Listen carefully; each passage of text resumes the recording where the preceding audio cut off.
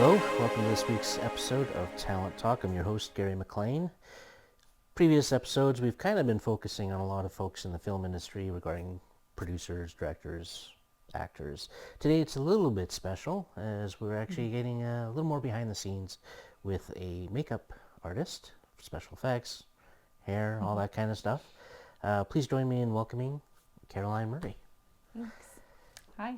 Hello. Thank you for coming on the show. Yeah, it's nice to see you again. Likewise, it's been a while. I know, it has been. Yeah. We go back a little ways. We do. Trying to think when that was actually done. 2012, I think it was so. Night of the Living Dead. Yeah. Yeah, I think so. Yeah, she made me into a nice zombie. It was fantastic. You look beautiful. Your skin was just really nice color. Right. How long have you been in the industry as a makeup? Well, I started out doing the background in theater. So I kind of dabbled in some theatrical makeup way back in 2006. So I took some classes in theatrical makeup, and I thought, you know what, I like this. This is kind of sparking an interest. And then I saw a behind the scenes of Blade. Nice. It's super old. People are probably not going to know what it is anymore. That ages me, I guess. But it was, I think it was the second or third one where the creatures actually, like, they open up their faces, and it's pretty neat. Yes. And they had this room where they're kind of doing like an autopsy on a creature. And, you know, there's things like pumping and moving. And it was just so cool. And I thought, wow, that's freaking awesome. I want to be able to do that. I want to get into this. And you can do that for work. Like, you would never think. You would never think you could do that for work.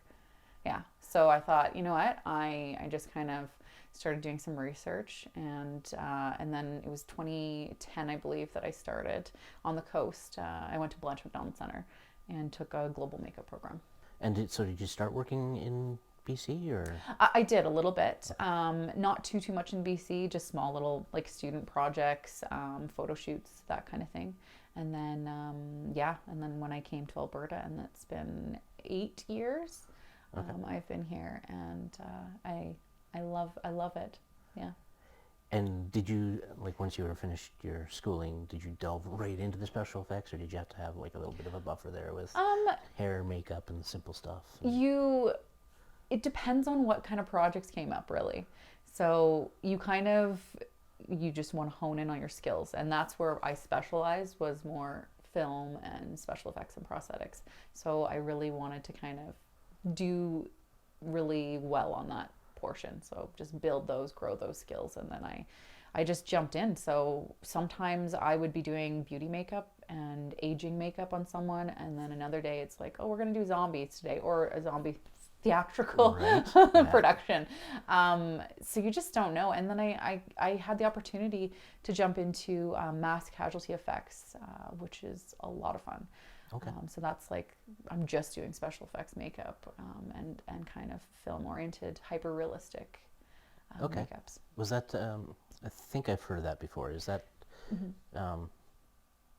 it's not strictly, like, it's not actually in film or theater, right? Nope, it's not. It's its own kind of entity. It's basically supporting military personnel.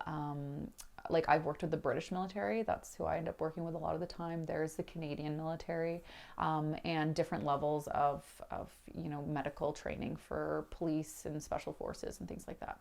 So they kind of get to see hands-on an actor. So we're still working with actors, and we call them role players most of the time. Right. And they're in character. They've been told what the wounds are and how to play that wound. And then they go in and I apply their makeup, and sometimes it's like an intense makeup, or maybe it's a full burn. You never really know until you kind of get each scenario on a regular basis, and then the medic has to observe what's going on and tend to it based off of the proper triage. Right. Yeah. Would Wainwright be one of those? Wainwright is one of those. Okay. I haven't been out to Wainwright. They have their own team out there. But I'm at Medicine Hat, at the Suffield base. Yes, Suffield was the other one I heard of. Okay. Yeah. And then I've been to Ottawa and different places like that for other training. And do you actually kind of get to sit back and watch? Sometimes, yeah. Or sometimes I'm just in role because I get stuck in role for wherever I nice. am. Yeah. And two, when you're doing more of like military makeup effects, you're applying a wound really quickly a lot of the time. So it's hyper realistic if you have time to do it hyper realistic. Other times you're like, get it on and, glue it, get some color on it, get some blood on it. And ultimately, they're there, and we're doing lots of gunshot wounds and different things like that. It's pretty neat. Because I was kind of the reason I was asking if you actually watch, because I'm assuming these are for like army medics and stuff like that, Yeah, right? yeah. I always wondered if like they know it's fake, but do they play into it fairly? They do a lot. A lot of the time they do. And sometimes, I think it can be traumatic for some of them, right? Like we're trying to kind of throw them into things. Some of them have done training before in this realm, and some of them have been out already somewhere and have seen things firsthand and have come back, and then they're kind of seeing people react and engage again. And I think it can be kind of like, whoa, and that's why we're there. It's to really just help them grow and be able to adapt and understand, Right. yeah, how to process people. Yeah. Okay. Do you kind of go where the work is type deal, or? Yeah, I'm based out of Calgary, so I really do try to keep myself in Calgary, work on the projects. I work at One Beauty Academy, so I started out there teaching. I was teaching special effects, and then I built up the special effects program, then designed like the prosthetic program we have. So I kind of thought, you know what, there's not any schools in Alberta that actually offers a really strong makeup program. Okay. Everyone goes either to Toronto or to Vancouver. And most of the time when you're out this way, you go to Vancouver. Ontario wise, you're going more Toronto. And there's people that want to go to school here for makeup and learn all about the effects that make all the special makeup effects, which is a lot of fun. But yeah, when nothing was offered, so I thought, well, let's design a program that's an intense program that they can actually practice here in Calgary and come out with a makeup diploma. So I am trying to keep the ball rolling and produce stuff from Calgary, and hopefully it just keeps boosting things in our economy. Is there a lot of opportunity, or is it kind of saturated with? There, like Calgary, I think there is a lot of opportunity. Absolutely. I think Vancouver on the coast, there's a lot of makeup artists. There's a lot of film, and there's a lot of makeup artists. Right. And Calgary, we need to generate, and we can produce some amazing things. And we fluctuated over the years, and sometimes there's a ton of work in the film industry here, and then tapers off a little bit, and then it picks back up again. And it's based off of what kind of comes and goes, government-wise incentives, all those kind of things. And yeah, project-based too, right? Like we have amazing landscapes here to work with, so that's kind of, it just depends on what's going on with the city and everywhere else. So yeah. Where is this course available? Is it through like College Mount Royal or anything like that, or is it kind of an independent? Yeah, it's independent. So it's like a private vocational school. It's accredited, so it's government regulated, so you can get government funding through it. It is just right beside the Chinook LRT station. So it's called One Beauty Academy. And is there like a website or anything? Or? There is, yeah. oneacademy.ca. Yeah. So for all you wannabe FX people, that's the place to go check out. Yeah. Leading into the union portion of things, are you union yourself? Or? I'm permit. I've been a permit for a very long time. Well, we can talk a little bit about some of the projects you have worked on in the past. For example, you did some makeup for Hell on Wheels. Mm-hmm. Is that still on Netflix? I don't think it is. But I don't know if it is anymore, actually. I haven't. It was for a while. Yeah, it was. Yeah, it was. El Chicano. Yes. Yeah. Which is more recent, I believe. It is. Yeah. I'm not sure if that's on Netflix still or not, but.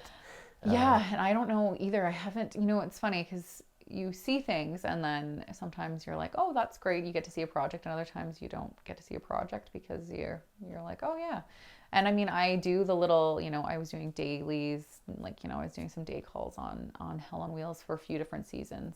And it's just, it's so rewarding to see the mass amount of the large project come together Yeah. and be really seamless with everything from makeup and wardrobe and hair and the actors and the crew and just how big it is to put together. And even though you do a small part, you're like, oh, I got to do those dead guys. That was fun. Right. Yeah, I'm like painting and doing some dead guys, and maybe we're applying a prosthetic or you're adding some blood.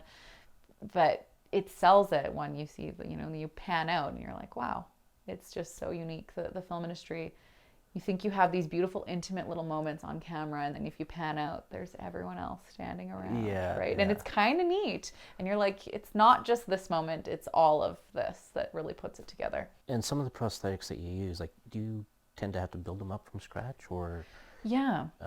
or is, like, can you buy? You can. Okay. You can do both. So it depends on what you're doing. If you're working, let's say, on a set and you have a large budget, you want to have a larger budget if you're going to be doing special effects, because if you're sculpting it from scratch, it's going to cost a bit more money. So if you're doing like a flat plate mold, there's silicone molds, there's stone molds, there's so many different ones. So I would take someone like your face, your lovely face, Gary. We will mold your face. So I would cast it in like alginate. So it'd be gooping over your whole face. We would leave just your nose clear, Breathe it a little bit. but it goes over your mouth. It can be a little bit scary for sometimes the actor or actress, because they're sitting there and you can't see anything. You only can breathe just out of your nostrils. That's it. And you have 2 Q-tips in your hand usually or something, just to make sure there's nothing. And you have someone that's just watching that to make sure that you're okay. Because we plaster it all over everywhere. And once it sets, and we put some cheesecloth and stuff in it, and then you can carefully take it off. And we have paper mache over it as well. Basically, It's basically paper mache. We're using a cast. Strips. So you're going in and it's like gypsum. You're Right. dragging it through the water and pouring it, sliding it over the face, and then that cures. So you take it off, and then we have, that nice negative of your face. Right. So then from there, you have to cast that into stone. So you pour some stone into that, and then you flip it up. You can peel that off, and that gets thrown out. Now we have a positive of your face. Wow. Yeah. So that's just the process, just to get your face here. And then I sculpt on that face with clay. And what's the time frame just to get to the stone or the The stone, well, I would say a few hours for you to just be in you're kind of prepping, because usually we do a bald cap first before, and we just kind of Vaseline a little bit. So just that process of casting your face, I would say couple hours you're in the chair for, when we clean you up again, and then to actually pour in. By the time it sets, another few hours. So that's about 4 hours there that you have and then your cleanup. Right. and then you take that lovely your positive of your face, and I would say, okay, well, let's do an interesting forehead piece. So I'm going to start sculpting on top of it. Right. Which is a lot of fun. I enjoy the sculpting part. That's where you get to really get in and create something really unique, and that's yours, which is neat, because you can go and buy a forehead piece from one of the makeup stores, or during Halloween they have lots. But it's nice to be able to sculpt and mold, and then it's unique to that specific character. Right. After you sculpt, and you would then cast over top of that, and then you have a 2-part mold. You scrape out your clay, and then whatever you're going to use for your actual prosthetic would go. You pour it inside, Right. and then sandwich them together. And that's the easy way. If we want to keep your face, your lovely face again, if we want to keep that, instead of having it into the mold, and we would take another cast of that face, do another positive negative of your face again. So then we have your face beside, set away, that we can use as a template, and then we can sculpt on the other ones. And if it breaks, then we don't have to re-life cast your Right. face. Yeah. kind of a backup. Yeah, but there's so many positive, negative. It gets confusing. Everyone's gonna get confused. It's if you're not seeing it. But yeah, it's the process of just one thing to the next to just get to that one level of just to have a piece that fits exactly your forehead. Right. Yeah, it takes a lot to get there. So when you see someone like, a famous actor that has just gone in for, some lovely aging makeup, that's what we see on film a lot. And you think, whoa, that looks good. They must have done a good job. But it's a lot of time that's gone in, because when you age someone, you have to do it really quite small little details. Right. You don't want to do Like the laugh lines and things like that. yeah, exactly. Yeah. And it's making it realistic. So yeah, it's a long process. If you're up for it, we'll do a little Yeah, makeup, whatever let's you're get feeling started. up to. I'm just gonna close this lid so we can actually maybe see what you're doing. Sure. So I'm gonna borrow your arm if that's okay. Sure. Yeah. Absolutely. Okay. So I'm gonna do a quick bruise. So I'm gonna use my alcohol paints. So alcohol paints, what's really nice about these is they don't wash off. So don't worry, we can wash it off. You don't have to walk around with it, but they last. So if you're doing like a scene where they're in the shower and it's like you've painted a tattoo on their back or something, it's not gonna just like wash off, or there's a bruise or anything like that. If I can have your forearm. Right. Yeah, I'm gonna do a bruise right there. So what I've done is I just pre-did alcohol paints, and it looks like a really nice flowery dot. It's just a bunch of different colors, the shape of the bruise. So yeah, so we'll just do it right here. And I'm gonna use some 99% alcohol. Okay, so we're just gonna saturate it with some alcohol. All right, so I'm just gonna lay this down. So I've just taken it, peeled it off, and we have some nice color on there already. I'm gonna use a Q-tip, and then we just go in and we get rid of some of the areas that we don't want, and then we'll punch up some more with our brushes after. So this is nice and quick because you can make a bunch of these and it'll, it's like a transfer. Okay. So if you were prepping and using, And how long does it take to make one of these little? really quick. These ones are super, super fast. I just dab it on. How's your arm there still? You're holding it out for me. It's all good. You're working on your. So I'm just gonna go in. I'm just gonna darken a few of the areas. It's a lot of fun, I have to say. I know that growing up, I never thought, oh, I'm gonna be making bruises on people. Yeah. All right, I'm gonna use a little bit of some more yellow, and then you're pretty much set for a nice little bruise. Excellent. You're off to the races. And I go home and say, "Did you punch me in your sleep last night?" to my wife. I know, right?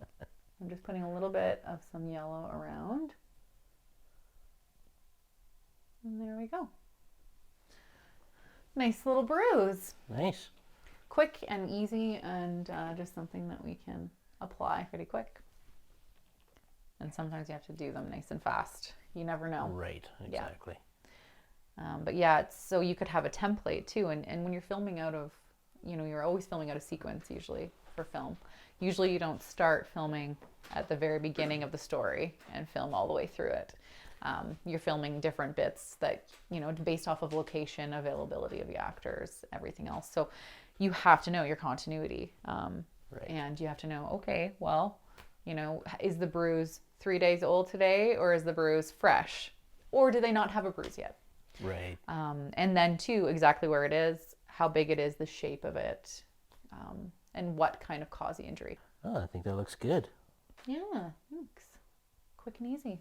Lots Absolutely. of fun. Thanks for letting me, bruise you up. Well, excellent. I think that about wraps us. I think we're close to that yet. Close to that time. Yeah. So thank you so much for coming on the show, telling us about your Yeah. experiences, and of course, beating me up. Well, Appreciate that. thanks for having me. It was lovely. hopefully we'll see you again sometime on Yes, set. absolutely. I'm hoping soon. Yeah, me as well.